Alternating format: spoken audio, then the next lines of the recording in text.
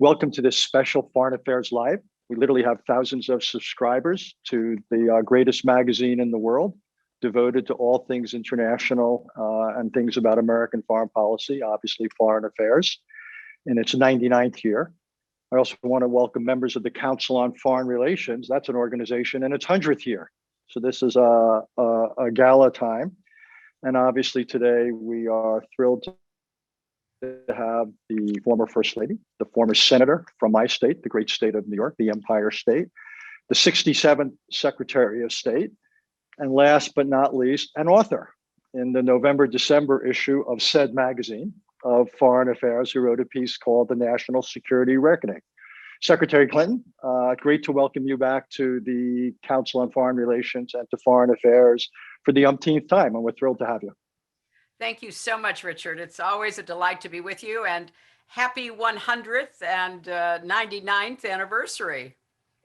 And now you're supposed to tell me I look pretty good for 100, and thank you. Not a day over 90. So much to cover. And again, thank you for doing this. One of the things that you were most associated with when you were Secretary of State was your interest in advancing the welfare and the options for girls and women around the world. That was really I thought one of the hallmarks of your tenure. And here we are now, and on the eve of the administration, having to make May 1 is the date where the US Taliban agreement signed just over a year ago calls for all US forces to depart. And I wanted to begin with that because obviously if we are to do this, there's many, I'll be honest, including me, who think this would have real potentially adverse consequences for the government of Afghanistan, but also for the fate and welfare of girls and women whose situation has improved pretty dramatically. It's not perfect, but it's improved over recent years and decades. So I was curious, given your perspective, given your familiarity with Afghanistan, what is your sense of what would be wise for us to do at this point? Well, Richard, you're right to be concerned. This is one of those wicked problems that come up in life, but particularly in matters of foreign policy. There's a great appetite, as you know very well, for the United States to begin to draw down and end what are sometimes referred to as the forever wars, the longest presence in a conflict now in Afghanistan in our history. So there is certainly a very active consideration that I know is going on inside the administration about what's the path forward. But on the other hand, there is a great deal of worry, number one, that the Taliban has not abided by the agreement that it entered into with the United States under the prior administration. There is no evidence that it has cut ties or certainly repudiated Al-Qaeda or any other terrorist organization with which it identifies and has received support from in a number of ways over the past, including the Islamic State, with whom it may even be in some kind of a competition. There is a great deal of regret that it looks as though we could be pulling the literal rug out from under the current government because despite all the problems, which you and I know very well in governing Afghanistan, there have been elections more or less considered credible with many problems, but nevertheless, government being installed, a government trying to hold the country together. And then, of course, there is the question about the failure of the Taliban to recognize and be committed to the laws and constitution of the Republic of Afghanistan, which includes the rights and roles of Afghan women and girls. But I think we need to sort of broaden the viewfinder here and think about what it would mean if our withdrawal were quickly followed not only by a civil war, but by a takeover of the functions of the Afghan government and a lot of ungoverned territory for either Al-Qaeda, the Islamic State, or other terrorist groups to fill, what that would mean for our national security. So I would just end by saying, the roles of women in Afghanistan is not some kind of add-on issue. It's not a nice but not necessary consideration. We now know, and a lot of good work has been done on this by the council and others, that leaving women out of peacemaking, of conflict resolution, not having them at the table when agreements are reached, is very likely to lead to a collapse of whatever the alleged agreement promised, and also a return to an ideology that is against the interests of the United States and much of the rest of the world. I'm going to put us down as agreeing on this one. It's a tough problem, though. Look, I mean, you and I know that trying to come to grips with this is going to be one of the biggest challenges that the Biden team faces. No, this is one of those classic ones where there's no good choices or easy choices, and you got to choose between and among them. Let's talk about another issue you associated with, which was the negotiation of what then was called the TPP, the Trans-Pacific Partnership. And here we now have an administration that, like its predecessor, is articulating a fairly muscular line towards China. Right. Wouldn't U.S. entry into what's now called the CPTPP, but essentially the agreement formerly known as TPP, as Prince might put it, shouldn't the United States really think about getting in there, both for the benefit of our exporters, but even more as a security mechanism to present China with a set of economic standards that it has to meet? Look, I think that furthering and deepening trade relations, as well as renewing our alliances and our relationships with countries in the greater Pacific region, has to be one of the long-term goals of our country. It should be bipartisan, not partisan, to do that. And the idea of a TPP had a lot of promise. I was one who said it needed to be amended for a couple of very serious issues that I thought had to be addressed. But the idea of trying to link the United States with the rest of the world, particularly with the rest of Asia, in strategic and economic arrangements remains an important goal. I would hasten to add, however, that I think the Biden administration is correct in saying that we have to be sure our trading arrangements and the way we govern international trade work to the advantage of the American worker, to the American economy, and not leave behind either individuals or whole regions and sectors of our economy. So that's the balance to be struck now. I think it's a balance that can be struck. And maybe one of the ways to try to begin to do that is to take a hard look at our relations when it comes to economic arrangements in the Asia Pacific region, and see whether it can be amended in a way that would benefit the American economy and American workers, while also creating more of a united front against China's economic activities. Another issue that's come up a lot, obviously, with China is Taiwan. And China seems to be growing, shall we say, impatient about what it sees as its national priorities. What more do you think the United States should consider doing to deter, or if need be, defend against a Chinese move or coercion against Taiwan? For example, I've recommended in the same magazine that you've written for that the United States should move from a position of strategic ambiguity to strategic clarity about our willingness to defend Taiwan. We just published a council special report, which essentially argued the United States should ramp up dramatically its preparations, both to economically penalize China if it were to move, as well as militarily work with allies and Taiwan to strengthen its ability to defend itself. Are you comfortable with moving in that direction? I think it has to be part of a larger set of moves made by the United States. I think it's clear that Xi Jinping is impatient.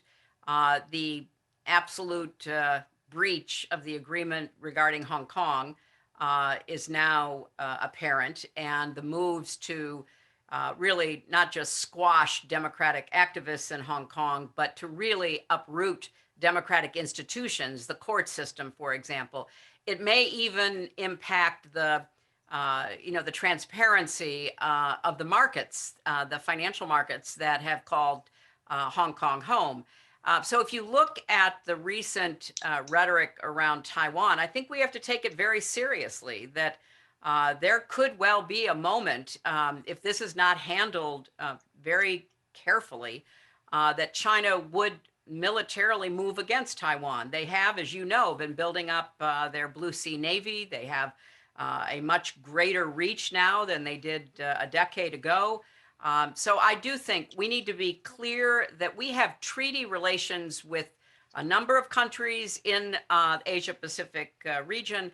We have a very clear connection with Taiwan, and we will continue to support Taiwan's defense. This, however, as I say, needs to be embedded in a broader view about what are the areas of potential cooperation versus competition with China. Nobody is looking to launch some sort of, terrible conflict with China. But it's also clear that China, left unchecked, will remake the map, not just of Asia, but much more aggressively other parts of the world as well. So we have to be prepared to spend the resources that are necessary, not only militarily, but also economically and developmentally. We have to rebuild those relationships. We have to make our word count for something again. People don't trust us after the prior 4 years to keep our word. So yes, Taiwan remains a very serious challenge for us strategically, but also relationally, that we have to make clear, but it needs to be part of a broader strategy with respect to China. Let me keep hopscotching around the world and turn to the Middle East, which is the region of the world that absorbed a lot of your energies. Again, when you were Secretary of State, so it's roughly a decade plus or minus since the Arab Spring first began. Needless to say, the Middle East is not demonstrably better off than it was 10 years ago. In some ways, one could argue it's actually worse off. And democracy has not broken out all over. When you look back on it, is it your sense that this was inevitable because of things about the Middle East? Do you reflect on it and say, we got some things wrong that the United States could and should have, maybe if we had a mulligan, do some things differently? How do you understand those events with the benefit now of a decade of perspective? I think that, there's a lot of room for reflection, and I would certainly encourage everybody to engage in it. But let's just take a few examples.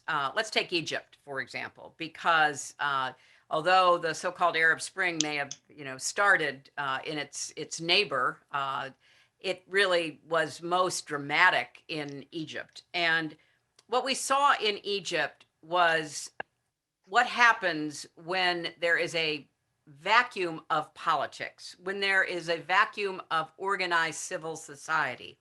I remember, Richard, going to Egypt shortly after Mubarak was forced out. And I, of course, went to Tahrir Square. That was the symbolic part of the trip. But most importantly to me, I met with a group of the young Egyptians who had led the uprising, the revolution, if you will. And as I sat around the table with about 30 of these young men and women, I found myself getting worried and even discouraged, because when I said to them, so now that this has happened, how are you going to organize yourselves? Are you going to be forming political parties? Are you going to be running for office? How will you build on this moment to try to instill the values and the institutional change that you want to see? And almost to a person, they said, we don't do politics. That's not for us to do. And I said, well, with all respect, there are two organized entities in Egypt post-Mubarak. One is the Muslim Brotherhood and one is the army. And if you don't fill that vacuum, one or the other, and it turned out both in sequence, will fill it. And it was a real reminder that when you have repressive regimes over a long period of time, with very little space for civil society to flourish, for politics to be practiced, you can't just rip off the Band-Aid and expect people to understand what it means to put together a political process, let alone a democracy. So I can't say that I ended up being surprised. Of course, I was disappointed because I had hoped for more. But I also believe that the momentum for democracy, for freedom, for autonomy, for the rights of women and others has not died. I just think that it's expressing itself culturally, but not politically in a lot of these places. Do you think we have hurt our ability to be an advocate for human rights and democracy? For two things come to mind that some have alleged. One is our own domestic challenges, January 6th and the like, that if we don't walk the walk, it's hard for us to talk the talk. And the other is the administration's treatment of MBS, the Crown Prince of Saudi Arabia, that after issuing the rather tough indictment of him, the consequences of it are quite finite. Do you think that either or both of those have set us back at all? Well, I think the larger problem is what happened in our own democracy. I think many people understand that in global politics, you make hard choices to try to lift up human rights, but sometimes you can't deliver all the way. What hurt us, and I fear continues to hurt us, particularly among young people globally, is the very sad example of the failure of our prior president and those who enabled him, including a large minority of Republican members of Congress, in accepting a fair, legitimate, independently certified by our states election that turned him out. And then, of course, the insurrection attacking our Capitol. We're going to be hearing about that for quite some time, Richard. You know that. We heard about it in the recent meeting between our Secretary of State and National Security Advisor with their counterparts from China. There was quite a bit of I think, Schadenfreude of, here we are, you lecture us all the time, and now it's our turn to turn the tables on you. You had, armed intruders trying to stop an election, trying to illegitimately overturn the outcome. So yeah, we've got our work cut out for us. I have no illusions about how hard this is going to be. And I hope that people understand, yes, of course, it's got to be the the responsibility of the Biden administration and those people in positions of power and authority. It really should be all of us. I mean, the Council on Foreign Relations, people who are in all kinds of positions in the media or academia or, just citizens have to stand up here at home for our own rights and protect our own democracy if we expect to resume and be able to convey the kind of leadership globally that is good for America and good for the rest of the world. I may circle back to that if we have time. I wanted to talk about an issue related to the biggest issue of the day, COVID-19. And this question of how we balance taking care of Americans and how we help the rest of the world. And not simply as an act of philanthropy or foreign aid, if you will, but also as an act of enlightened self-interest, that it makes sense to vaccinate the rest of the world to decrease the chance that variants break out, which come back here then and ultimately kill Americans. Can this argument be made? Clearly, the administration's been shying away from it. And other than a few million AstraZeneca doses going to Mexico, I think it is in Canada, they've basically chosen a sequential approach to vaccination. Do you think you could sustain the political conversation with the American people and essentially explain why it makes sense to do this simultaneously rather than sequentially?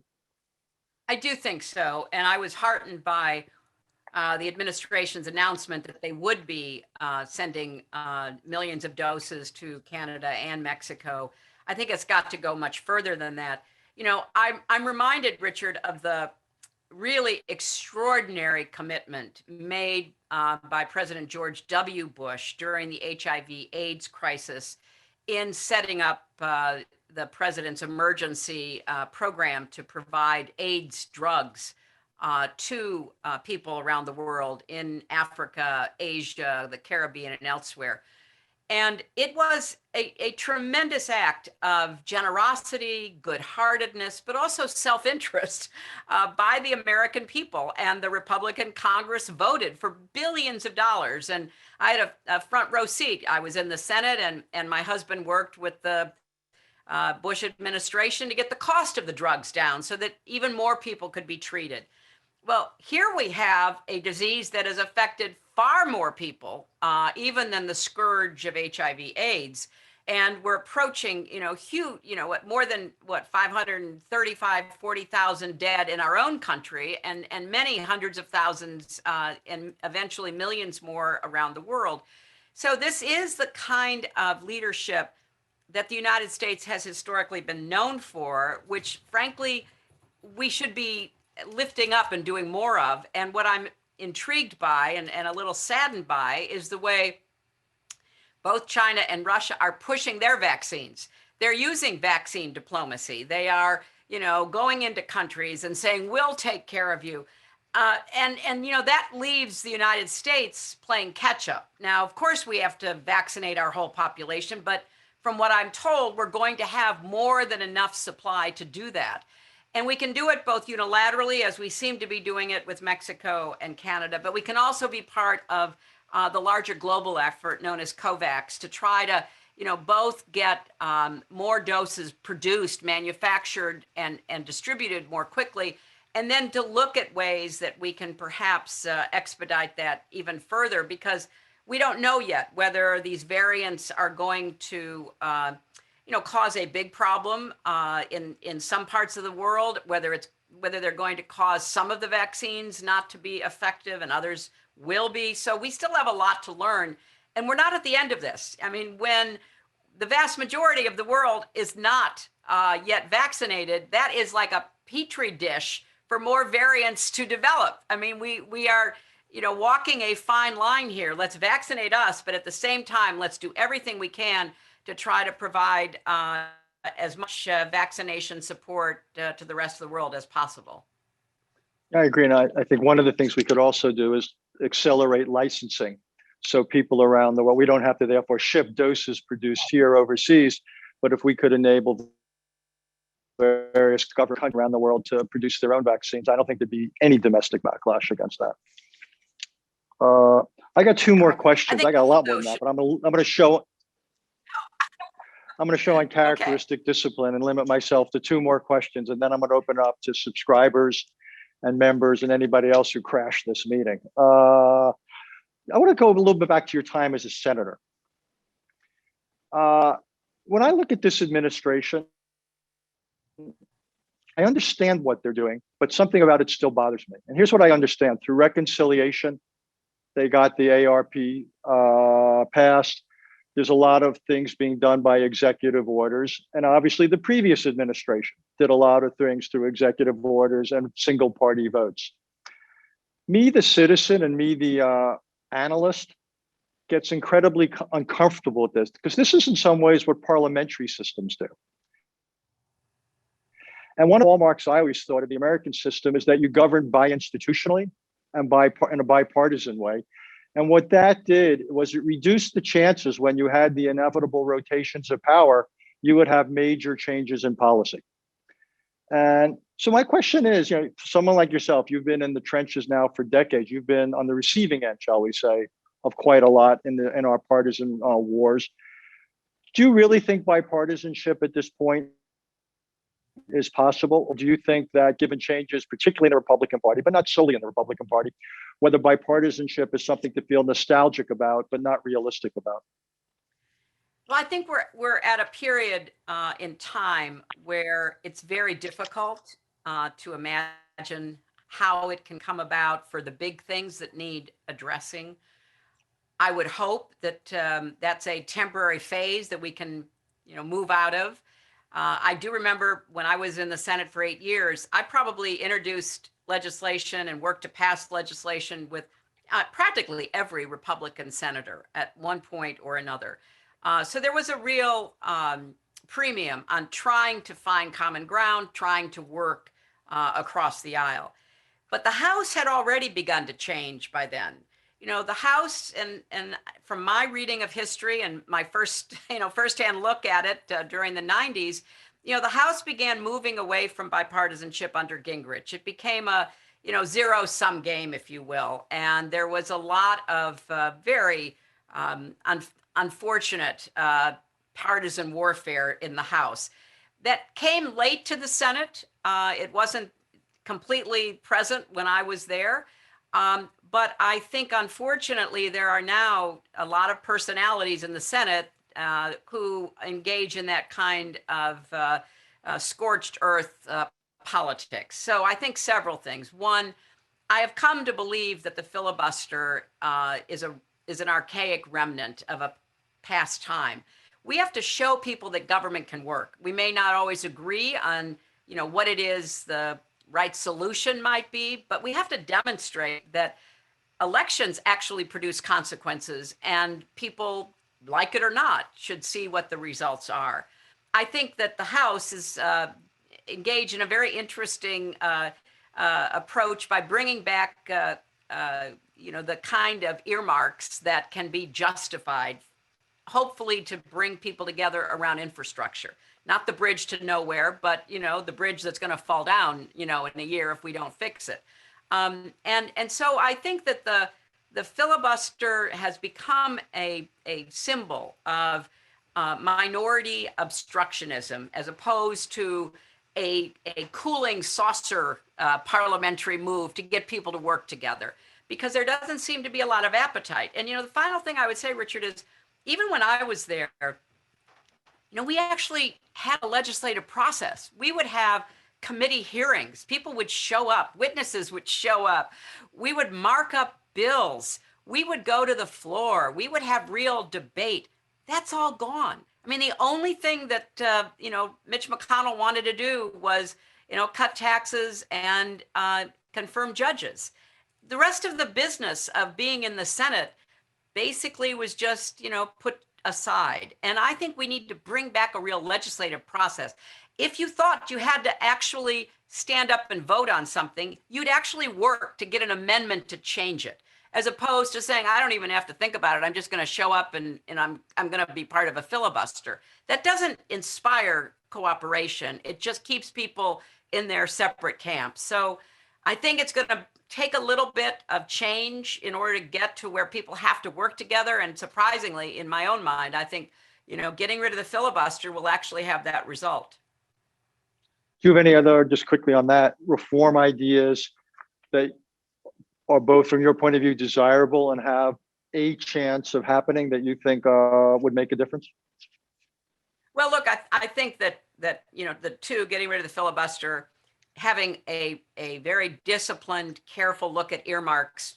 I'll give you an example. When I was a senator from New York, I worked hard with the Republican congressman from Buffalo on helping the medical center in Buffalo get access to federal funding to build on an incredibly important project that they were doing. I could justify that. It wasn't pork barrel. It led to a huge increase in the capacity of the medical center. It led to a lot of employment and all the rest. So I do think there's going to be some good things that could come from both of those reforms. In addition, I would like, and I mean, this sounds kind of, crazy, but I'd like to see a return to what we used to call regular order, where you had committees functioning, where people had to show up. If we can get some, reform that will help our voting system actually encourage people to vote, but also try to rein in some of the excesses of the out of control, finance system, people will be in Washington more. They will be there doing the work that they should be doing. I know it sounds almost naive in this, era of social media and quick hits and very, very warlike attitudes between the parties, but creating situations where they have to work together is the best way I know of trying to, engender some bipartisanship again. Okay, I'm just going to ask one last question, then we'll open it up to subscribers and members, which is, I want to go back to the State Department again, which is clearly the building has fallen on hard times. Recruitment is down, a lot of talented people left. are there a couple of things either you would do if you were now secretary, or you've suggested to Tony Blinken to do, that you think could really get the State Department and Foreign Service going back in a direction that, quite honestly, the country needs? Well, we're lucky that Secretary Blinken has a long and deep history with the State Department, and having been Deputy Secretary before, he knows the building. And I really believe he understands we've got to do several things. One, a lot of good people were driven out by the prior administration. It became impossible to do the job that they had signed up to do and were trained to do. There may be an opportunity to bring some people back mid-career, and I think Tony is well aware of that. At the same time, the people who stuck it out, the professionals, the Foreign Service officers and the civil service officials, they should be rewarded as well, because that was not an easy time. So I think you hear from the Biden administration, both the president and the secretary, a real emphasis on trying to use the professionals. I think the president has said he's going to limit how many political ambassadors he has. And that's a good signal to the Foreign Service professionals. There's going to be more room for you. And I think we need to send that message loud and clear. Secondly, I think that there has to be a renewed emphasis on recruitment for people taking the Foreign Service exam, trying to fill the pipeline again, and particularly fill it with people whose talents and experiences we need in different languages, different experiences growing up, immigrant American citizens and the like. And thirdly, I think that there has to be a renewed emphasis on the importance of diplomacy and development alongside defense as what I call smart power, that has to be explained to and advocated for, not just with the Congress, but out in the country. It's a little difficult because of COVID. There's not the travel that is necessary. I talked to Secretary Blinken, who was chomping at the bit to actually get out there. He finally got to go to Asia and then go to Anchorage for the meeting with the Chinese. But there has to be a lot more of that. We have to start showing up again. We have to start, building those bridges and building back those relationships again. And we need to be out in our own country talking about why this is important, what it means to American business or American communities. But all of that is, I know, on the mind of Secretary Blinken and others in the administration, and I'm really hoping that they'll be able to, deliver on that. Apropos of your last point, one of the podcast series we started up here at the council is called Why It Matters.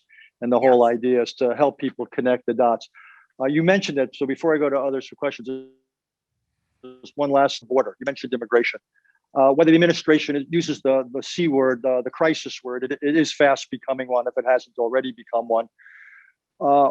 What is your sense of what can and should be done to get that situation under control, both at the border, what we need to say, what we need to signal, and maybe what we need to do vis-a-vis the places that people are coming from? Look, I consider it a chronic problem. We saw in the Obama administration where President Obama said repeatedly, "Don't come." We saw in the Trump administration where children were literally snatched from their mother's arms as a cruel idea of deterrence to try to prevent people from coming. We're hearing from the president, the Secretary of Homeland Security, the message of, we're going to treat children humanely, but don't come.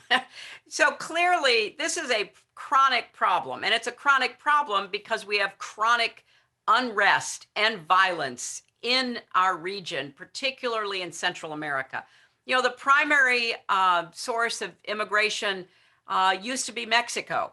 And for now a number of years, the Mexican economy, opportunities in Mexico have improved, and there's actually been, net migration out of the United States back into Mexico.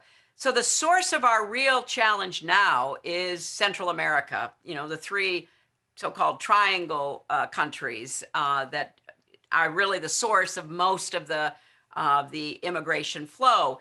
And I would say three things very quickly. we tried in the time I was there to begin a process in those countries, in Honduras, in El Salvador, in Guatemala, working with obviously others in the region to help them do a much better job in dealing with corruption, increasing economic opportunities, stabilizing institutions, providing schooling, which unfortunately in a lot of places is still sporadic at best, in order to create a more peaceful, safe environment. Now, climate change has frankly impacted some of the agricultural opportunities in those countries. So again, we should be sending experts down there to figure out what can be done. And we need to have the same kind of long-term relationship that we had with Colombia, with Plan Colombia, which started in the 90s, continued into the Bush administration and beyond, to help again try to stabilize, try to create an environment for the end of a conflict. If we don't focus on the root of the problem, it's like that old story where you're plucking the babies out of the water and somebody finally says, I'm going to go find out who's throwing them in.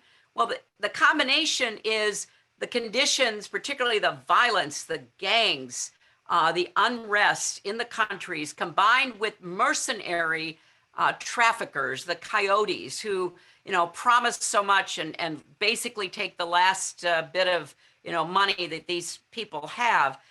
So if we don't focus on that, we're going to continue to be plucking the babies out of the water instead of trying to deal with the larger problem. And the corruption, the narcotic corruption, the financial corruption is really at the root of not providing stable government that produces results for people. Look at the neighbors. Look at a place like Costa Rica, which is, also bearing some of the brunt from their neighbors' unrest, but which has figured out how to be a stable, functioning country for, long time. And there's lots we can learn and lots we can help with if we're willing to do that. And then with the immediate problem, the president has to follow the law, number one. We have laws. Until they're changed, you have to follow the law. But do it in a humane, compassionate way that, certainly tries to reverse the cruelty, the deliberate cruelty of the prior administration, but nevertheless recognizes that, we've got to follow the law and we're trying to do the best we can. Okay, thank you. Kayla, let's get some tough questions now from people, subscribers and members, please. Thank you. Ladies and gentlemen, as a reminder, to ask a live question, please click on the raise hand icon on your Zoom window. When you are called on, please accept the unmute now button and proceed with your name, affiliation, and question. You may also submit a written question via the Q&A icon on your Zoom window. We'll take the first question from Maria Teresa Kumar. Hi, Secretary Clinton and Richard. It's great to hear you, Secretary. I wanted to ask specifically around the disinformation. As you know, at Voto Latino, we registered a record 612,000 voters this election. In 2016, when you were running as your candidacy, we saw the rise of it. In 2020, it went gangbuster, specifically in Florida. And we have it very much on the radar for national elections, but something that what we found triggering was that we saw the disinformation coming out of Latin America targeting congressional candidates. I'm speaking specifically about Donna Shalala and Debbie Merson-Cowell.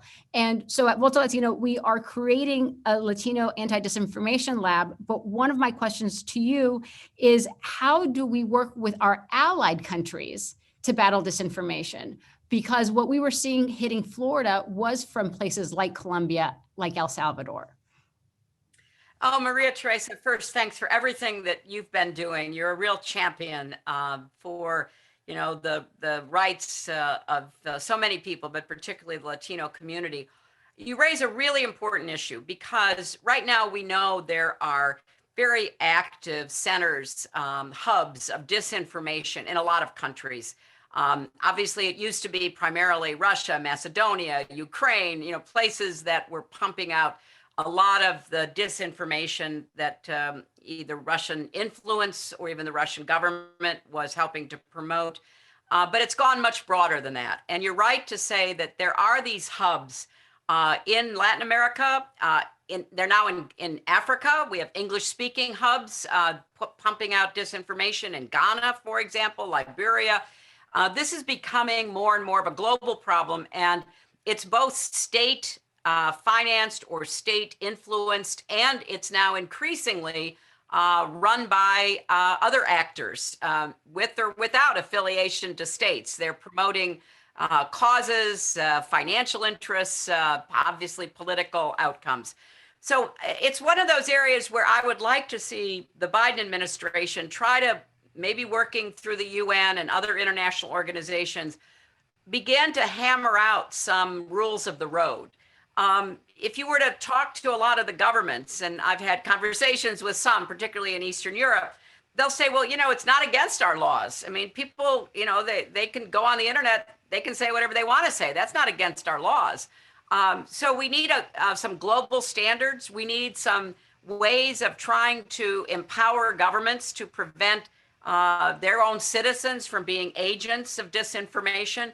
And I think it has to be done on a global level. Absent that, we're going to have to go country by country, and the United States should include that in our bilateral and multilateral conversations with governments and come with some recommended solutions, because it's a really serious problem. And I will just end by saying it's only going to get worse in the era of deep fakes, because they're going to take Richard Haass's face and they're going to have Richard Haass saying things that he never said.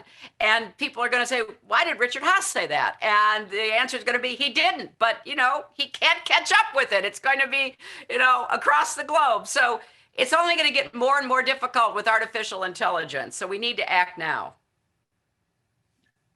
I want to go on the record to thank you for using me as the example of that problem. I will come to appreciate that even more with the passage of time. Kayla, let's get another question. Our next question is a written submission from Marcus Kreutzer, who asks, to what extent is the United States prepared for the uncertain political landscape brought about by climate change, and what should be done to mitigate this challenge effectively? Well, Marcus, you've asked one of the most important questions that we all have to come to grips with. Climate change is going to have severe consequences in displacing people from their current habitats because of droughts, because of increased storm activity. There's going to be a problem with trying to figure out how to deal with increasing refugee and migrant flows. We already have more people in refugee and migrant status in the world today than we've had at any time since the end of the Second World War. It's just an enormous problem. And unless we figure out, number one, a mitigation strategy where, again, we can help focus on not only those countries that will be most affected, but even places within countries. There's a lot of worry in our country about what happens to our coastline. We've already had to relocate villages in Alaska because the storms kept coming, but the ice didn't protect any longer because the water was too warm for the kind of heavy ice that used to protect these villages during the winter season of storms. So those are just some examples, but it's on a much broader basis with the desertification of Africa, but now we're going to see crops moving further and further north and what that means to agriculture. I mean, the list goes on. So as any part of discussion about climate change, mitigation has to be at the forefront. How do we help equip communities and societies to deal with the impact? How do we try to get ahead of it? I mean, is there some way that, some people argue in certain places you can at least mitigate by planting many, many millions of more trees right now, by ending certain agricultural practices right now so the erosion, at least has a chance to recover. All of that has to be part of the discussion moving forward on climate change. I'm just going to also put in my own pitch that I hope we start looking at how trade agreements can be used to promote climate change and how climate considerations about the kinds of energy and how much of produced items or how much is used in the life cycle of an item could begin to affect the access of certain goods to certain trade areas. But that's my unpaid public service announcement. Kayla, let's get another question. Our next question is another written submission from Andrea Mitchell, who asks, while understanding the Biden administration's desire to signal the end of Trump policies toward Russia and China, was it a mistake to be as aggressive in public as the president was regarding Putin and the Secretary of State regarding China? To paraphrase Richard Haass yesterday, isn't diplomacy better practiced in private so that both sides don't get dug in? Well, Andrea, you're a longtime observer of our diplomacy, and sometimes there's a role for public signaling as well as private negotiating. And in the case of Putin and what the president said, it was such a direct question. Had he dodged it, I think that would have sent a message also, a very loud and clear message that we weren't ready to really, confront Putin and his unfortunate practice of having his opponents, killed. And I don't think that's the end of the conversation by any means. I think, though, it is a signal that the days of Trump, for whatever reasons, cozying up to and frankly taking direction from Putin are over. Now the hard work should start, yes, behind closed doors, trying to figure out what we're going to do to rein in some of the worst impulses that we've seen from Russia, which left unchecked will continue, I believe. With respect to China, I think the first shots in that verbal jousting were fired by the Chinese when Yang Jiechi did his 17-minute assault on America with all of our own troubles being put front and center. That was unfortunate. And I don't think that either Secretary Blinken or National Security Advisor Sullivan could have gotten away with not responding. And so again, the Chinese chose to really place the conversations that were about to occur on a defensive back foot for the Americans in terms of the initial attack on the U.S. and reminder of Black Lives Matter and the January 6th Capitol, all of which we know very well are problems we have to deal with. And then behind closed doors, from what I hear, there was a greater amount of engagement, but the Chinese were sending a signal. So unfortunately, or just by reality, we're living in a time when people are quick to read into anything that is said, and where social media, frankly, leads with disinformation as often as real information. So trying to walk this balance beam of how to do diplomacies in public and diplomacy in private to get results that are in our interest is challenging. But I think that we're going to see a lot of follow-up that is more substantive and more focused on the goals that the United States has. I think, just for the record, without speaking for the Chinese, I think Secretary of State Blinken spoke first, and that's what triggered Yang Jiechi's response. So from their point of view, there was a sequence there. And in any case, I think you're right. The real question is, whatever happened, can you somehow now segue to constructive private talks?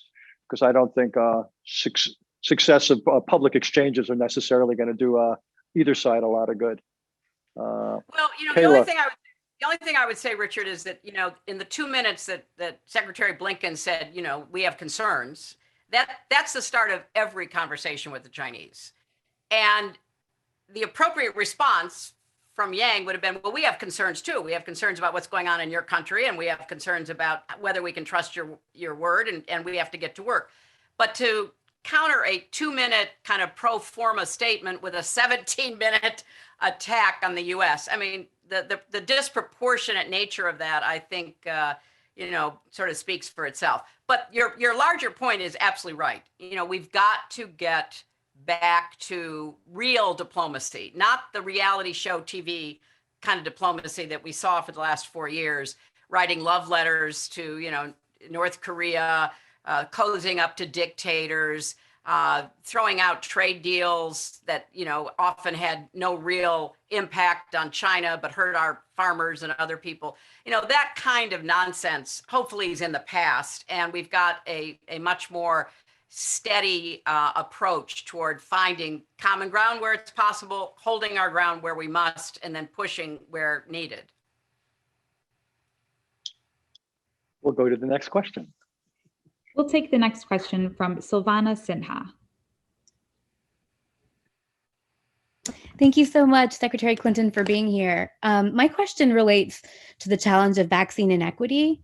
Richard Haass mentioned that he doesn't think most Americans would object to allowing pharmaceutical companies and manufacturers abroad to produce COVID vaccines. But along with EU leadership, President Biden's actually been pretty reluctant to share the patents for the COVID vaccines. I'm sure you know very well, an inequitable rollout could cost the global economy more than $9 billion. And a waiver on the patent protection for the COVID vaccines could help to mitigate some of that. What is your view on waiving patent protection for the COVID vaccine? I don't think that there would be any agreement to waive patent protection right now. I think that there could very well be increased production in other countries under the control of the patent holders. I think there could also be some additional use of the Defense Production Act to increase production and support the manufacturers here in this country so that there would be more doses available.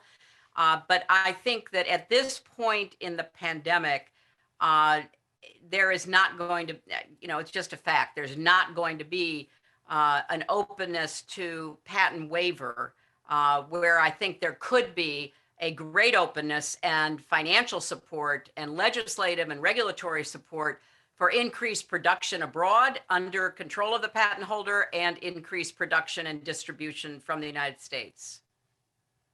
Great. Kayla?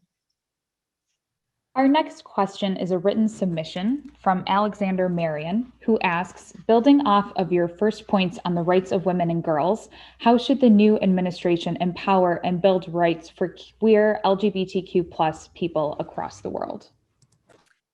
Well, certainly starting in the first Obama term as Secretary of State, we did a lot to lift up LGBTQ rights and to make it a part of American diplomatic engagement. There was sadly some pushback and rollback under the prior administration, but I have heard already that the Biden administration, both the State Department and the rest of the government, intend to advocate for, stand up for, speak out for LGBTQ rights. And, let's be really clear, this is a serious problem in a lot of places. I had to call a president of an African country to talk him out of agreeing with the death penalty for people who were LGBTQ in his country.